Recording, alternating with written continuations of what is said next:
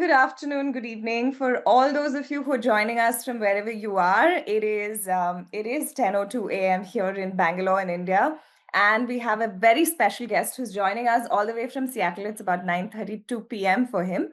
Abhijit Bhaduri really needs no introduction.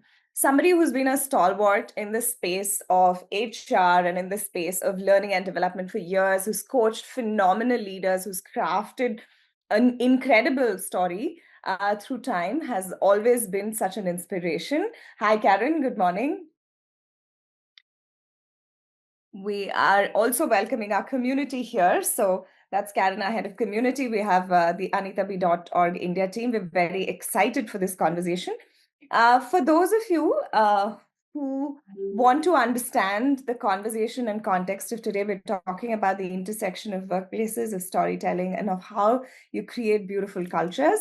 And for that, we have somebody who I've always had the pleasure of having incredible conversations with.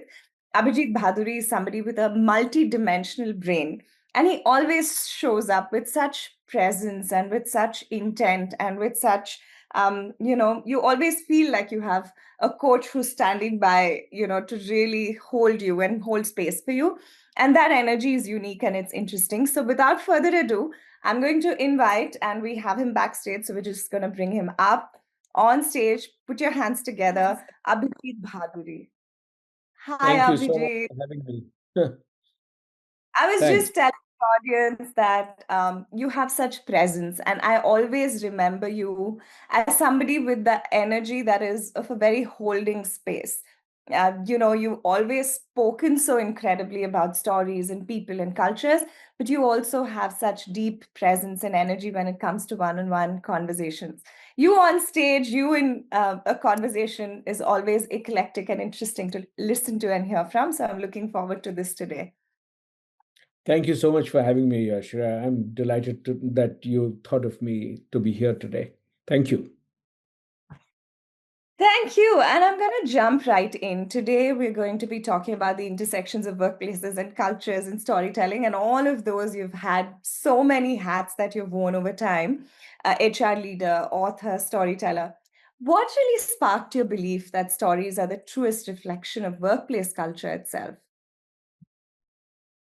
When you think about what are the things that have stayed with you, over the years, um, unfortunately, in organizations, we largely tend to go by the belief that everything which is data is what is sacrosanct, and if it's on PowerPoint, the more you cram into the PowerPoint, every square inch of a slide is utilized for with information and tons of data points and this and that. I mean, so which fundamentally means if I give you 50,000 pieces of data, you're more likely to do something than if I give you one piece of data. So it's really that kind of a belief, which I always thought was flawed. And the reason is, if I ask any of you that, have you ever heard of the story about the hare and the tortoise? You'd probably say yes. If I ask you to recall, there's the story about a thirsty crow in the middle of summer. And the moment I said this, in your mind, you can picture that photograph which you have seen to go along with that story, and you can picture that crow throwing the pebbles into the pitcher. Why Yeah. is it that and most of us would have heard that when we were 2 years old, 3 years old. We remember it today after decades. And yet if I asked you what was the third slide that you saw yesterday, you will not remember. So the stories are powerful, yet somewhere in the organization, we have really not learned to utilize it because of two reasons. One is, I think, we don't quite understand what's the difference between an anecdote and a story. I think that's the first starting point. So a lot of people will say, let me tell you a story.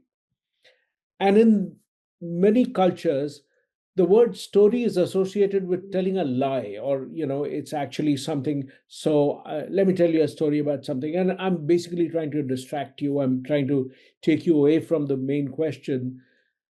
So a lot of people actually tend to utilize it like that, and that's so not accurate. Yeah.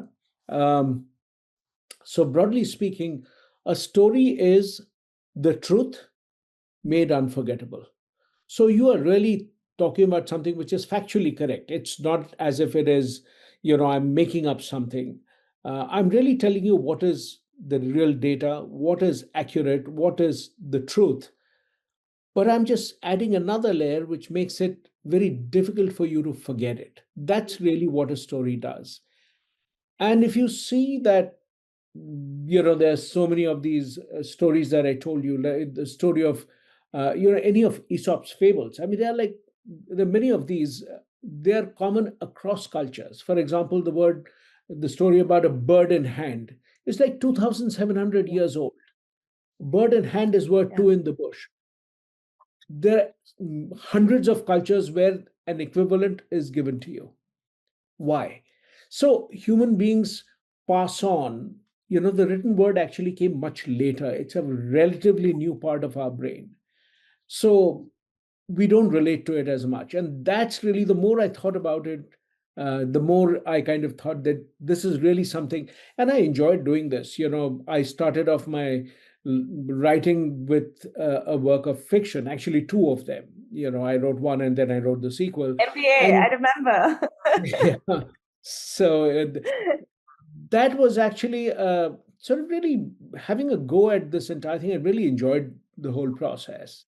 And then I thought I'd bring it into my work. So that's a long answer to why I got excited about it and how powerful I have always seen it to be. So, that's my eternal belief about what I think works well. And I think I resonate with that because I love this quote which says, people will not remember what you told them, but they'll always remember how you made them feel. And I think stories bring out feeling. And that's why there is such a human connection when it comes to sharing it in the form of a real story. So that resonated so deeply for me. You spoke about data and you spoke about the connects of anecdotes and larger forms of data and analytics. And, you're throwing data out into the world. And this is a world driven by data. But why do you think, while you shared some of why the stories are magical, why do you think it still has so much impact in shaping how we see and experience, especially when we look at workplace culture itself?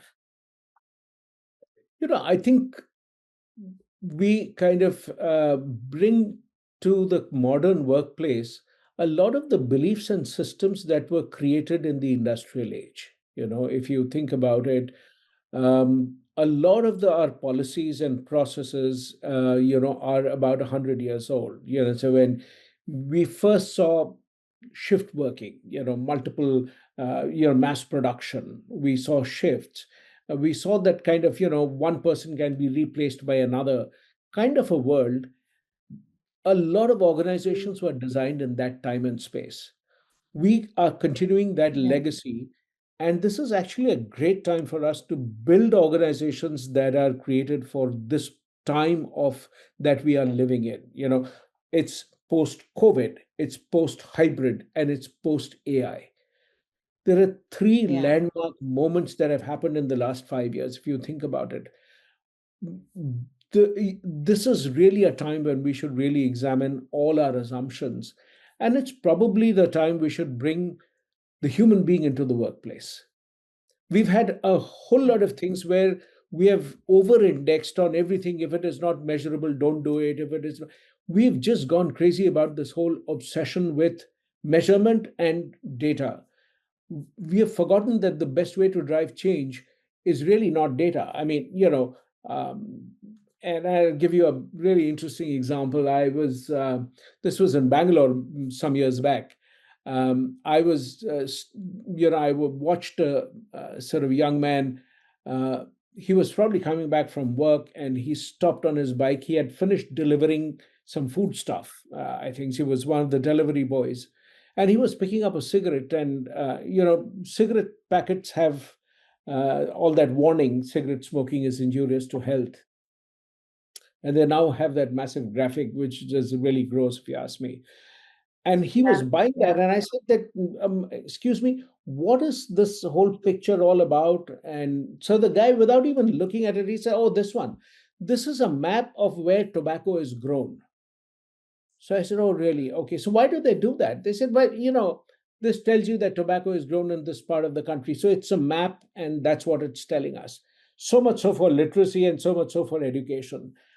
Yet, when you tell people some of the most powerful, behavior changes happen when somebody tells you that, look, don't do this. And that's Yeah. it. Three words have far more impact on getting you to stop than decades of campaigns. Yeah. So if you see even change that has been made, in the healthcare system, I mean, polio eradication was done with this very powerful, campaign that Amitabh Bachchan did, which is said "Do boon." They're just two drops. You Open. have to Yes. walk, and it shows, a child crippled with polio versus somebody who's walking to get that. It's just so powerful. That's a story. So to Yeah. answer that question, a story is always about a moment of transformation. I used to be like this. I'm no longer like this. That is a story. Wow, it's it reminds me of all of the times when we're trying to share things in a very compelling manner. We're trying all kinds of AI is writing for us now. Chat GPT is looking, to find ways to make it compelling. But I think sometimes the magic is just to, like you said, just say those three words or those two words, and that can be far more compelling than anything else. And that brings me to asking you about four more examples, of course, but a moment where a single story revealed more about an organization's culture than any engagement survey could. Is there anything like that you Yeah, can I recall? mean, there are lots and lots of examples of that. I mean, when I joined Wipro, one of the first days when I wanted to find a place to park my car, and there was no place in that garage, and there was one empty spot near the lift. I was working at the corporate office, as you know, and I was supposed to meet Mr. Premji, and I didn't want to be the person who's parking in, his parking lot, and so I went up. I parked in the guest parking lot, and then went up and asked someone that where should I park, and this person said just park in any empty spot. I said, well, there's one right near the lift, but that's probably his parking lot, and he said, yeah, there's no such thing called his parking lot. He'll find another space. At that, I thought the guy is crazy. I don't want to get fired on the first day. So I went across and asked another person, and two, three people, everybody said the same. Just park wherever there is an empty spot. And everyone had the same answer. I said, what if there is no space in that parking lot? What's he going to do? He said, he'll find some other place to park. He'll park in the guest parking lot. And that to me spoke more about the culture than any manual, any data point, anything else that you can share. And that I think is the magic of a story. It tells you everything. And, you know, before that, when I worked at even a place like Pepsi, it was a place full of stories. It's probably one of the most enjoyable places because it was so much fun. And there were stories about all kinds of people. Anytime you wanted to say how is something done, somebody will tell you a story. You know what used to happen? We used to do this, and then guess what happened, and then this thing happened. So everyone was always explaining stuff to you. I never read the manual there, and yet I knew all the rules there because everything was done through a story. So we sort of Wow. really at that point of time, we specialize in doing lots of things which were trivial. We would just sort of do things which would trigger stories. So we would create a story worthy culture. So let me give you an example instead of just saying that this is what we did. So when people would come in for an interview, or even when they would join, we would do all kinds of things that we would uh, so people fill up the names of the family members, because they have to fill it in the legal forms, provident fund Pause. forms and all that. Write the names of the family members before they would leave that day. All that we would do is somebody would come over, typically from the team. That was the responsibility. You would take a set of products. What was different? The products were all there in the office. It was free and it was Pepsi, so it was like all over the place, the Lay's chips and all that. All that you would do is you would write the name of the kids and put it in that little colorful packet and just stick the name of the kid. That was it that created the story. And we would say, this is for Manish, this is for Rinki. And we would stick it and give it to that person. And it's incredible what that did. We would get thank you letters from the kids. We would sort of, all those people would come back and say, my kids were totally blown away. And this is really what was magical, that people could create that with just something as simple as that. And we were always, everything was about fun and pranks and stories, and it was really all about that. We would, for example, when somebody um, uh, joined, there was this person who joined from the campus. He was new to the city, had no friends. So on the first day, we said, how do we get this person to make more friends? So we gifted this guy 5 movie tickets, 5, not one, but 5. So what is the most obvious thing? The person is going to say that I don't have any friends. Well, this is for you to do what you want. So the person goes to the first person around. Are you free this evening? We can go for a movie. And would talk to 15 people and find 5. And those people became the first set of friends. So, instead of a buddy system or a mentor system or all of that, there's just such a fun way to do it. And you create a story. If it is interesting, it'll create a story. If it is a manual and a process, there is no story.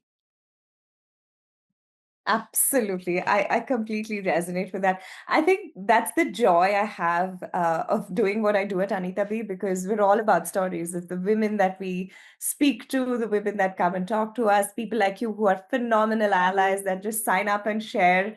I think there is so much power in sharing, and I can't begin to articulate how that has helped us through the work that we do, especially in the geopolitical times that we're in right now. I think the resilience comes through the storytelling of why we do what we do and why it's important. And thank you so much, Abhijit, because it's a reminder that we have such strong allies who are standing with us through these shifting times. And when you spoke about that, the whole story worthy and it has to be interesting, when you're thinking of designing as an organization, especially for these kind of experiences to build, whether it was the storytelling in Pepsi or the beautiful car parking story of Wipro, it is intentional and it is inclusive, which makes it two very compelling pillars of how you can drive storytelling. So tell us a little bit more about intentionality and inclusion when it comes to creating that organizational space. One element to keep in mind is when you think about stories, a good question to ask is what are the stories about? Because there are organizations have stories, usually they do. Um, and then if you kind of find that all the stories are about just one person, then that's a place which has a personality cult. So then there is just that one larger than life figure and everybody else is a dwarf around. And there are many organizations and many really, celebrity CEOs and people, leaders. Nobody knows anything about anybody else except for all stories are about that one person. That's a dangerous sign. So that's Right. one piece. So if your stories are about all kinds of moments, uh, also if you find that sometimes there are organizations, all the stories are things that have happened 10 years back. Oh, we used to do this and this is what happened, and nothing exciting has been happening in contemporary times. So your stories are a real pulse of what you discover. What is that organization like? How inclusive is it? And an inclusive organization has stories of all people at all levels. Everybody feels comfortable sharing that. And this whole business of stories of failure, how are people defensive about it? And if they aren't, then that's a place which is full of innovation, because innovation will always, by definition, if you know that the outcome is going to be successful, you're probably not doing anything dramatically different. You're just playing on the straight and narrow. But if you're doing something dramatically different, you are taking a big risk in your life, then you don't know what the outcome is going to be. It could work in your favor, fine, but there's every chance that you will wobble and fail. And Yeah. people who celebrate that, or families which celebrate that, or organizations which celebrate that, are all places which have resilient people, because resilience comes from not the fact that you fall. I mean, there's that famous saying that you have in martial arts. They say you fall down 6 times and you pull yourself up 7 times. So that's the mark of a, Yeah. winner, that no matter how many times you fall, you'll get up one more time. So I think that's really what is the opportunity. So how do you build that into the workplace? How do you create a place which is truly inclusive?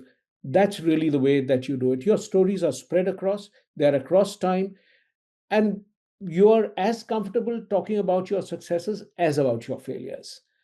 So neither of them is a big deal. I mean, you also don't go crazy about your successes. That's another piece that, of course, it is, Yeah. because if you do too much of celebration of the success, you stop taking risks, because then you're Yeah. scared of breaking that little spell of success that you've generated. So that's how I think Yeah, about that becomes your comfort zone. I agree. I agree. That becomes your comfort zone. And I always had this thing of saying we need to hear more stories of failure, because very often we hear of success, and that success has probably come after a journey of umpteen number of failures, which we aren't often exposed to. And this was a reminder to that the more stories you tell of how you failed to get to that success, it becomes a lot more real for everybody, and people find it more easier to access you. Because one of the pieces of feedback that we got last year was, it seems too surreal, it seems too far-fetched, I don't seem to be able to access that person on stage because it's not real enough for me. But I think that's what failure does. It brings together stories in a very powerful way to connect. Um, to the audience that's listening, I can go on and on speaking, but I'm sure you have questions for Abhijit. So please make sure you drop your questions. You can either put them in chat or put them in the Q&A box. And I still have more questions, so I'm going to continue. But if you have questions, start putting them in. My next question is about rituals, small rituals, everyday moments. They become really powerful culture carriers in organizations. And it's little things that make a difference. Like, for instance, one of my first jobs in Core Objects, they had this thing of what happens within 3 seconds of somebody walking in, 3 minutes of them coming and settling on the day of their interview, 3 hours, 3 days. It went on in threes like that. And I'll never forget that, because I remembered each of those timelines where somebody came and said something, or we checked in, or that entire process was so beautifully put together. And that's a ritual. So I'd like to ask and explore what your experience has been with those small rituals that create this larger culture. One of the things I believe is that people in human resources, or actually anyone working in an organization, if you reframe your own role, regardless of what you do, you could be in quality control, you could be in logistics, anything that you do, if you see yourself that there's an invisible role, that you are the storyteller of the organization, you suddenly begin to notice more stories, and life becomes way more interesting. So, if you, for example, if you travel around, and the next time you travel, I always make it a point to sort of chat with people who are my co-travelers in the aircraft, or wherever I'm traveling, and you discover some really fascinating things. So I remember this time when there was this young lady who was sitting next to me, and she was sort of looking at these were little patches of fabric. So I kind of assumed that she must be a fashion designer or some such thing. And sometimes, when you want to broach a subject, you actually ask a rhetorical question. You already know the answer. So I asked her, "Are you a fashion designer?" So she says, "Of course I am." And so I said, "So what does it take to be a fashion designer? I'm wondering whether there's any hope for me to become one." So she says, "Okay, here is a very easy test you can take." And so that's how we got chatting. And then she said that, so she put out this whole page with multiple black pieces of fabric. And then she Yeah, black is my favorite color. As you can see, that I'm wearing a black shirt even now. Uh, and then she looked at me and said, "How many shades of black do you see?" So I said, "Well, I mean, they're all black pieces." So she says, "No, can you see that there is a difference between this black and this black and this black?" And so, and think about it. I mean, if I take the fact that I'm holding up this piece, this is also black, but Yes, the that you two can see different shades. separately is a different shade, right? So she said slate black, charcoal black, um, something tangerine, no, something black. She gave all kinds of names, which many of which I'd never heard of, right? So she said that, look, one of the first things you train yourself is that can you see seven shades of black? And that to me was a metaphor that perhaps in every profession, one sign of expertise is when you are able to see seven shades of black. While everybody says, the amateur will say, this is a black shirt, this is a black pen, this is a black something, this is a black box. They're all different. So the expert can see seven shades of black wherever you are. Wow. I'm gonna remember that. I'm gonna build that too. It sounds so interesting because we often forget that storytelling is also attention to detail. It's also the Of course. pauses, the nuances, the so what you just shared of the seven shades of black also reminds me of that, of the attention to detail that your eye is grabbing as you tell that story, and what the intentionality behind that story is. That brings me, Abhijit, to leadership and the role that leaders play as storytellers. How can they use stories to build trust, especially within work environments, especially with hybrid, fast changing workplaces? Like all of us are remote, we're all across the country, we barely get to meet once or twice a year, and we're often on Zoom calls, and not having personal time, even in FaceTime, makes it a little hard. So, what can leaders do to tell stories to build trust, especially in this new work environment that we have? I think, there is no substitute for the value of meeting in person. So I want to just put that on the table.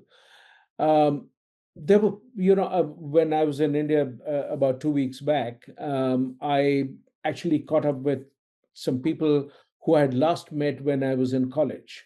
And Wow. this was actually the first gathering of the entire batch together, and somebody was hosting us. And when I met them, I mean, the magic, I mean, these were people I was seeing after years. You connect back in a jiffy. I mean, you get past the initial thing, oh, you look the same, or you change, I wouldn't have recognized you. From those conversations, you suddenly go back to talking about a whole lot of things which are so very deep and so personal. And that's the magic of course, meeting in person. Having said that, just the ability to sometimes pick up the phone and have a non-transactional conversation. The challenge of a structured meeting is I am expected to be observing you or being nice to you or sort of engaging with you from 9 to 9:20 or whatever the meeting duration is.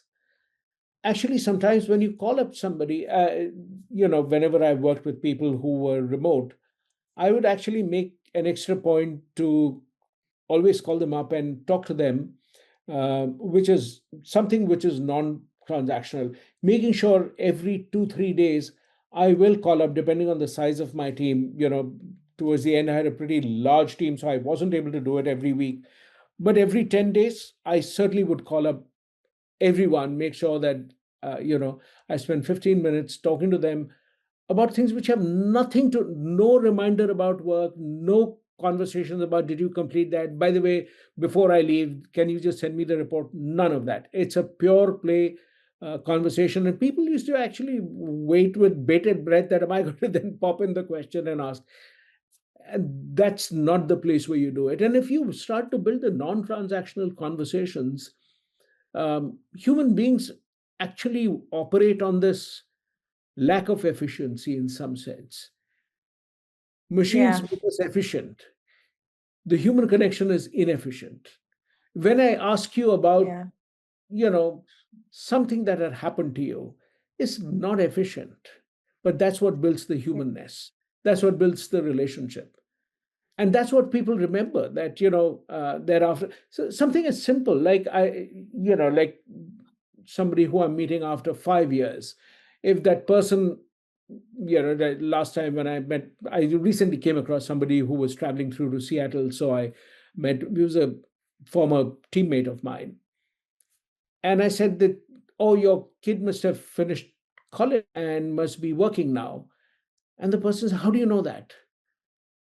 I mean, it was pretty straightforward because, it was about 6 years or so. So I said, well, would have finished graduation, maybe post grad or whatever, and would be working now. So it was just a basic calculation. I'm seeing this person after 7 years, just doing that instead of saying, how's your kid doing? Just you take that one step more to put in that effort can make all the difference. So I think it's possible to do it. It's just you it's relationships tend to die out and wither if you don't actively nourish them, whatever that might be. So I think that's important.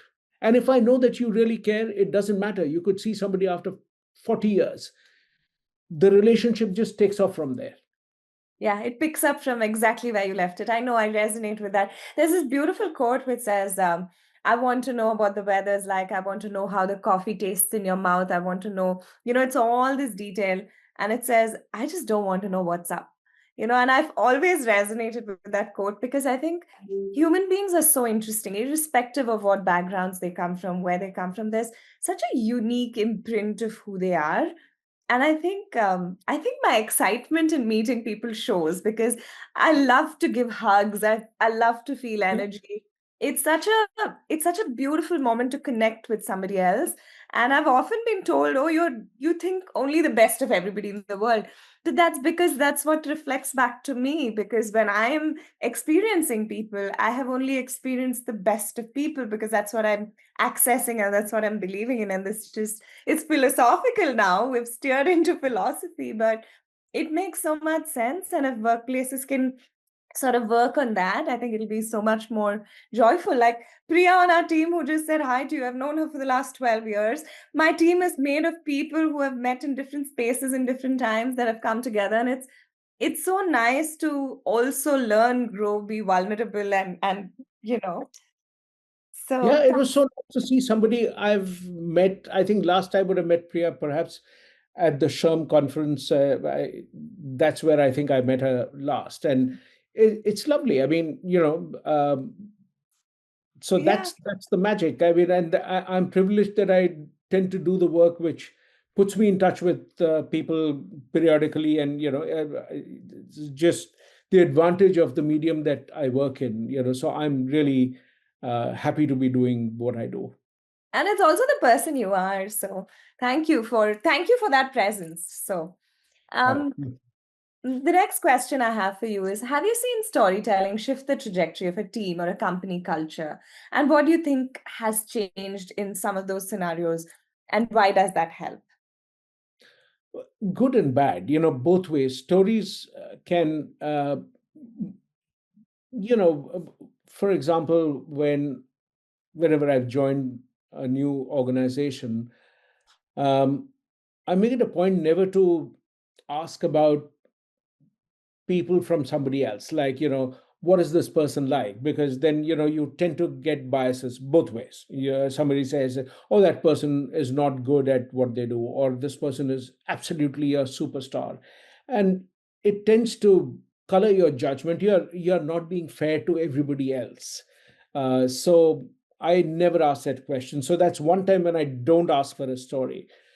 But and I tell people that I will form my views in working with you as we transact together, and and build that opinion over time, rather than to do it. you know you work with somebody, they trip up once and you say, okay, so now that I know that you are not good. Or if the person does one good thing, you say, oh, you are terrific.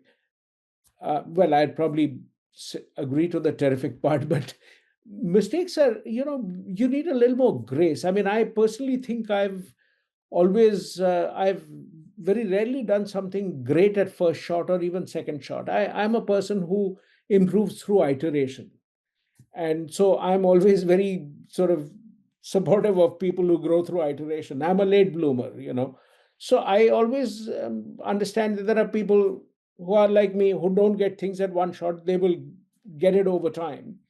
And I'm very happy that I've worked with people like that, and it always pays off, because when you do that, I mean, people will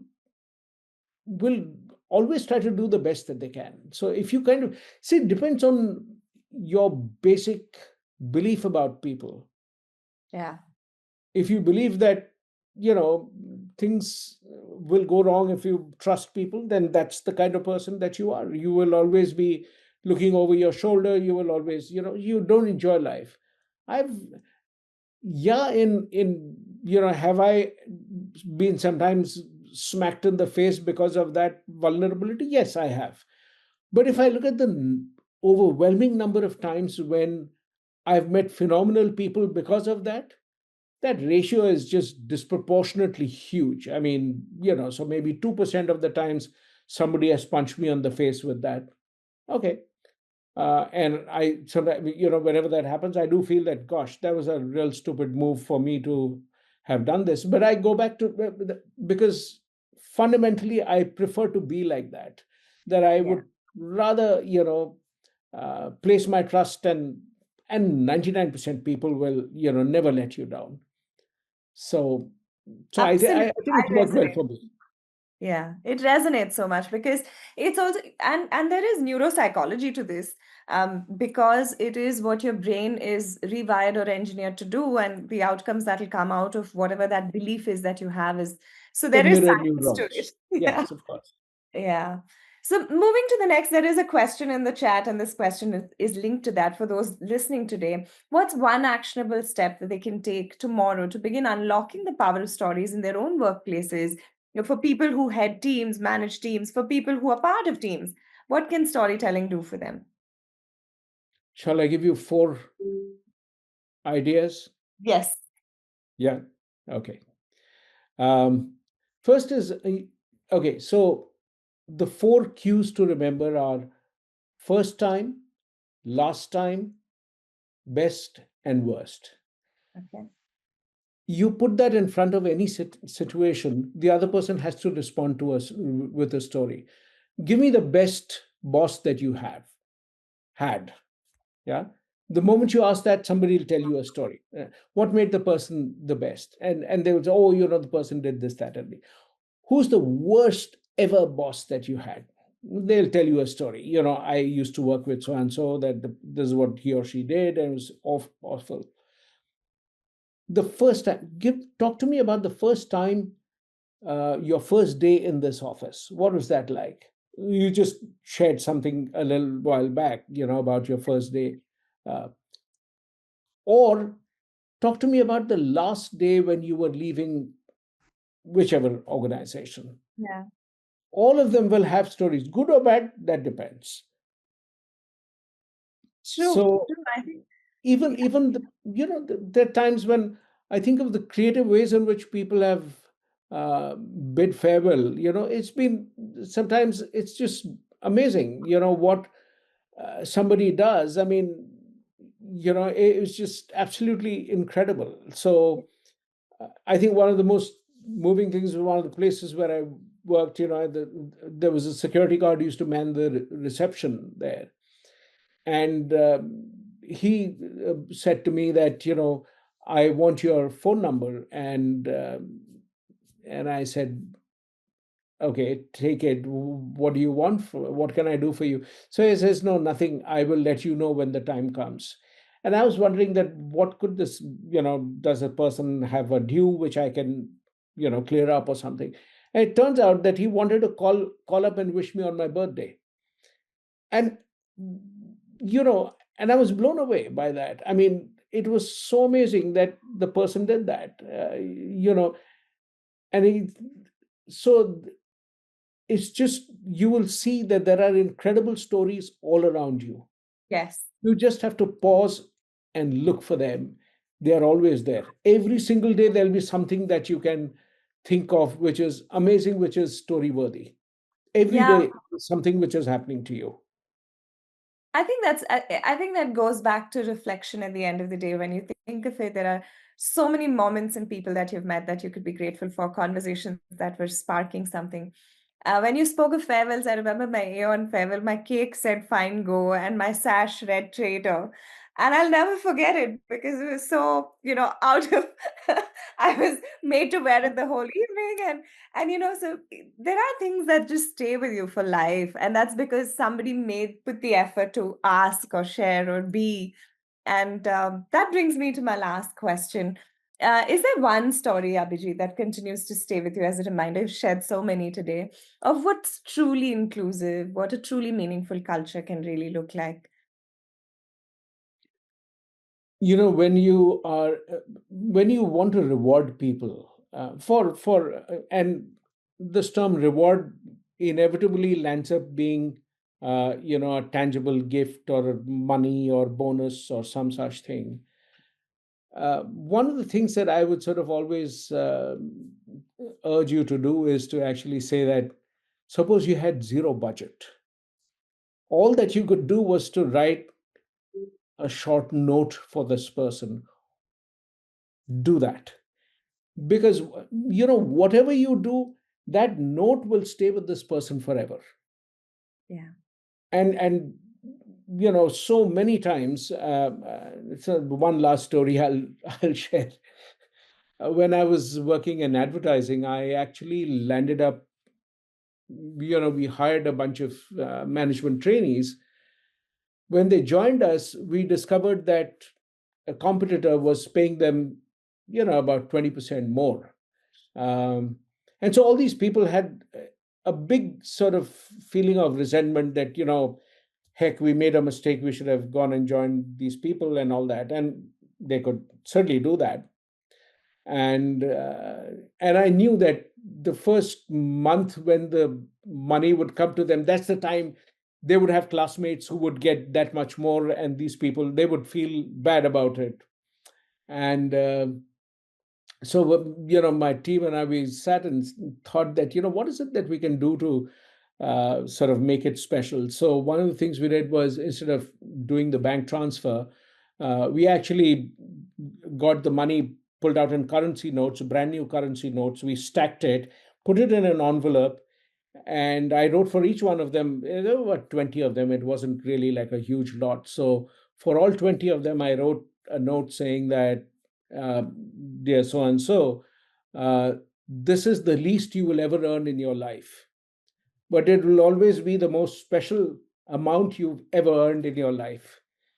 And it was pretty incredible. That story, even today, I mean, after decades, the people, they've all become managing directors of organizations. They all, when we meet, they say, we still, some of them still have that little envelope. They have not opened it. It's incredible. They have not opened it.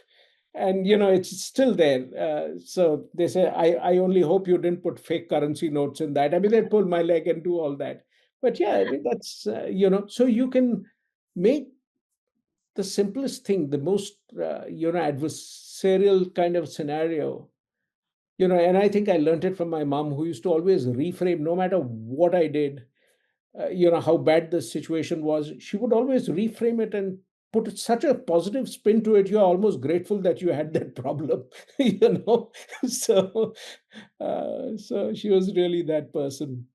Wow, that's a gift. Now that is the lineage, the gift of lineage. When you have that around you, I think it really transforms the way you think. So, and it shows. And I have a lot of questions. So I'm going to pose some of the questions from the audience to you. The first one is, what are some possible pathways to rebuild trust? I think um, it shows up in multiple ways, but really acknowledging that you intend to build it back and you intend to claw back that. Human beings actually, if somebody puts that truly honest intent back and is vulnerable, you forgive. It's happened with somebody who I would have sworn that, I would hate this person forever. And the person comes and says, it was such a stupid thing that we had a disagreement over. And, first 2 minutes, I'm like, really, no, I had sworn that I'm not going to forgive this person. 2 minutes later, you're saying, why am I being stupid about the whole thing? So it's really that, making that effort and just telling the person, I want to build it again. And, it didn't work the last time, but I want to build it again. And it Yeah. always does. I mean, as I said, will there be somebody who will say no? Yeah, but that will be that one exceptional person. 99% people will build it back to you. My God, that is so true. And I think it's intent. And when you're ready to receive intent in its purest form, it is it does heal and it heals beautifully. The next question is from Shiba Taj, and she's asking, what are the effective ways of enabling recent hires who don't fit into a winning org culture in the initial years and pull out on different directions, making things hard to work as a team? People have different ways in which one of the ways that organizations could really make a difference is to put a lot more effort into onboarding.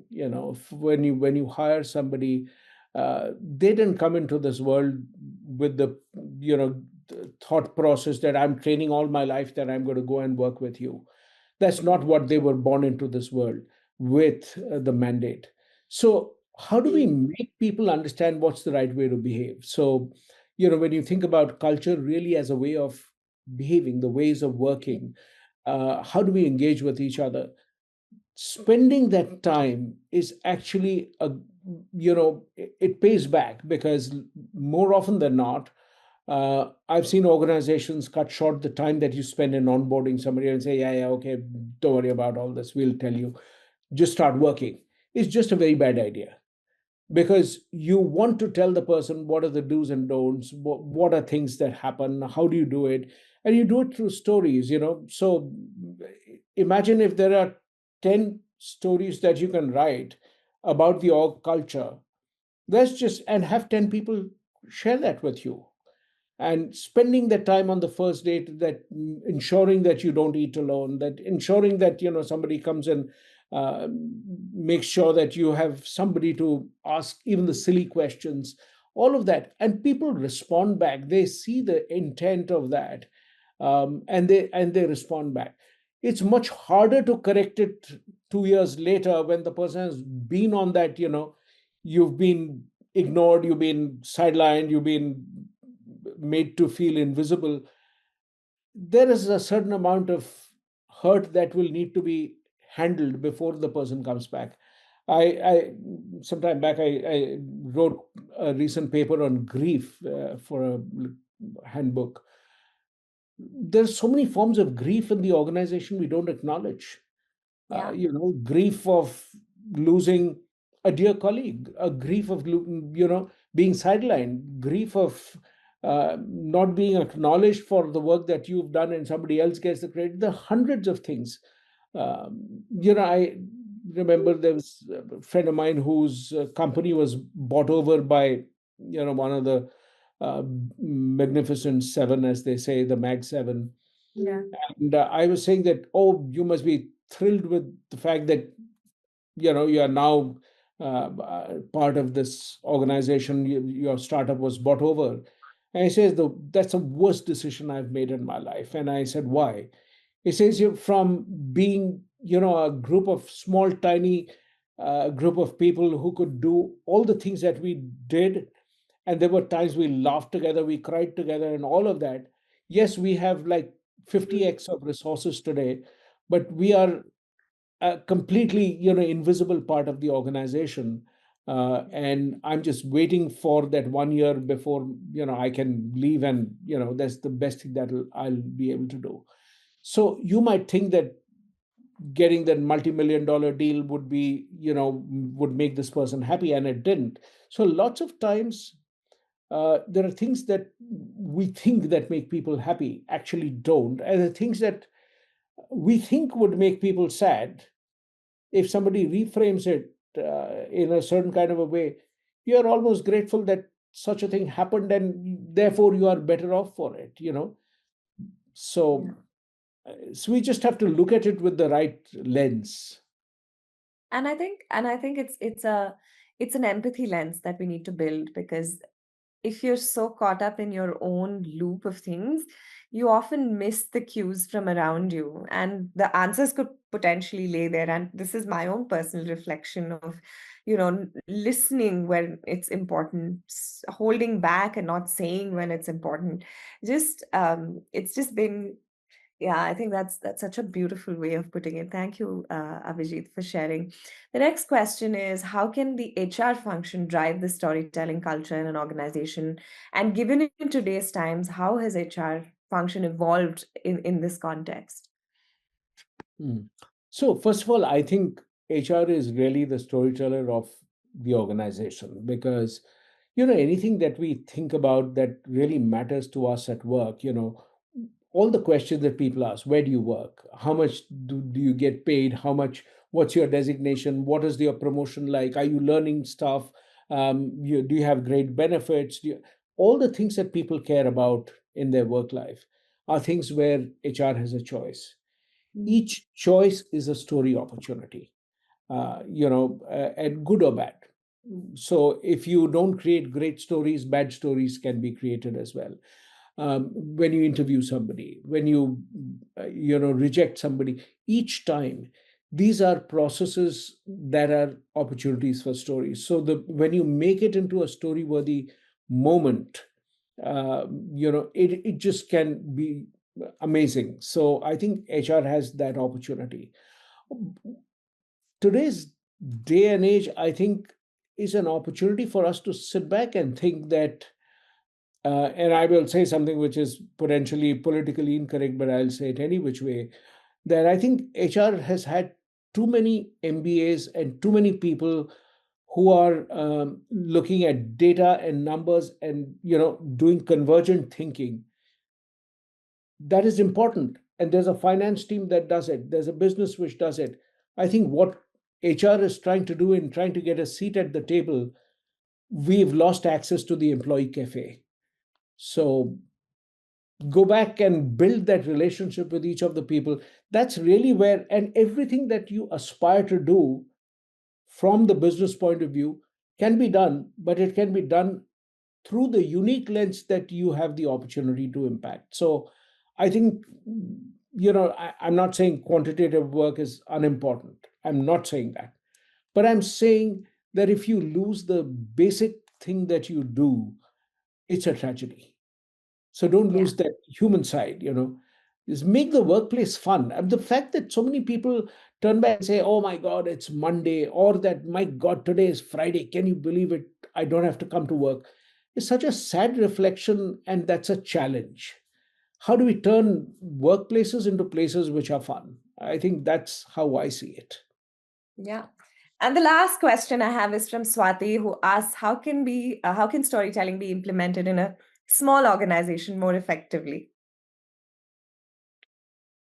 There are 100 ways you can do it. I mean, you can create a storytelling window. I mean, the last day of the week, I mean, on Friday afternoon lunchtime, create a ritual where everybody comes together and meets in their own teams and just discusses stories, of what happened to you, and how was the week, the first time, last time, best and worst. You will always find, if you put those four prompts, you will find everybody will have at least a story for one of those prompts, if not all four. So Yeah. just let people start sharing that, and you will discover so much more about your colleagues. You will discover what they really care about, better than any survey will ever tell you. So stories are far, far more powerful. So Absolutely. that's And an thank you. opportunity. Thank you, Abhijit, because for us, Grace Hopper is about stories. It's about stories of people who've dared to risk things, dared to become the leaders that they are. And I'm hoping with cross fingers that we'll be able to bring you in for this year's Grace Hopper here in Bangalore on December 3rd, 4th, and 5th. And I'm going to reach out to you with that. We'd love to hear more from you. Would love a masterclass on this as well. Thank you so much. As you can see, there are already people putting in, thank you so much for the insightful session, and thank yous are coming in. With that, I want to say thank you. And I want to say I'm looking forward to having you join us on for Grace Hopper, and we will connect across that. And of course, also do more of these conversations because I think they're important. And I think, like you said, it's about putting the soul back. And it was so wonderful to just hear from you. And what a lovely conversation this was. Thank you. Shreya, thank you so very much. And I appreciate the time every one of you have put in. Deeply grateful for that. And yes, I would love to be there. Just let me know a little in advance so I can figure that out. We'll iron out the logistics. Yeah, and can I make a request to each one of you for a favor? Yes, please. Okay. Can I'm trying to take my LinkedIn newsletter to more and more people. If you can help me grow that, with your team members, with your organizations, with the people you can influence, I would really love that. I put in a hell of a Send lot it of to effort us. Because we have a 10,000 active community, we have so many people. We'd love to share it with them. I'm sure there's so much insight and learning. Abhijit, just speaking to you for an hour has been so incredible. So we will surely add that to our newsletter when it goes out, so people can subscribe to yours as well. And we will recommend it, and we will share it, and we will talk about it. And when we post this, we post snippets of this. We will add it in the LinkedIn posts and the social media posts as well. Thank you. Thank you so very much. Thanks a lot. Thank you, Abhijit. Thank you so Take much. care. Thank you. Take Bye-bye. care. Have a lovely rest of the day. You too. Have a lovely evening. Thank you for joining us from Seattle. Team, let's say thank you to Abhijit. And Abhijit, we'll see you soon. With that, for those of you who've joined us, I just have a quick announcement. Like I said, December 3rd, 4th, 5th is the Grace Hopper celebration. The theme is Unbound. We are open for partnerships, sponsorships, and we would love to welcome each one of you that would be interested to know more to write to us. I'll ask the team to just share this. Yes, Abhijit, if you can just share it. There, Abhijit, meet Abhijit. So, okay, bye-bye. Bye, I'll take leave. Thank you. Yes, Abhijit. Thank you so much. Thank you. Okay, so that's Unbound. That's the theme, and we're very excited. Unbound, the idea of the fact that we're boundless in our energy, we're boundless in our action, and we have so much that we can do. Let's reimagine what's possible, and let's really make this Grace Hopper celebration a true celebration of spirit with all of you. It's for organizations, it's for technologists, it's for students. Spread the word, become our brand ambassadors, sign up. There's lots of action going on already. CFPs are opening. Please apply to be a presenter. These are the tracks: AI ethics, cybersecurity, cloud, IoT, personal growth, entrepreneurship, tech for social good, media and communications, and of course, the executive experience, which is for senior leaders. If your organization wants to be a part of something, last year we had 7,500 people. We're looking at 10,000 people this year. So there's of course multiple other experiences. It's sustainable, it's intentional. There's lots of art and unconference and all of that will be happening within the throes of the Grace Hopper celebration.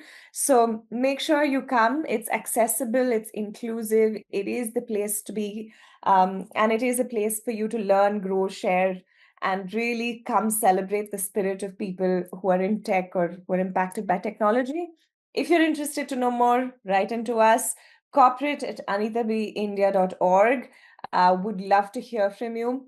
For all those of you who have joined us, come join Grace Hopper. If this conversation was beautiful, can you imagine 300 speakers talking about that many things? That's the number of speakers we had last year. You want to share, come join and apply through the CFP. It's all happening and we're building it up, and we're very excited to have you join. So thank you. We're sorry about the 2 extra minutes that we took. But with that, we will say thank you and adieu. Have a lovely, lovely day, everybody.